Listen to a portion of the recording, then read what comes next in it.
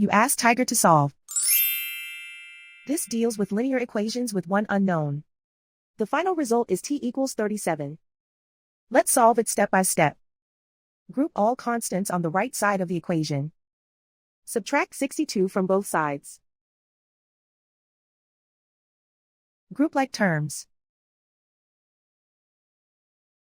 Simplify the arithmetic.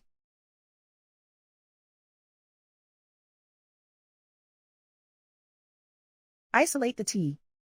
Divide both sides by -22. Cancel out the negatives.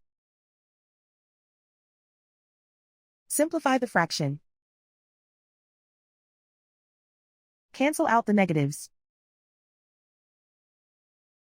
Find the greatest common factor of the numerator and denominator. Factor out and cancel the greatest common factor.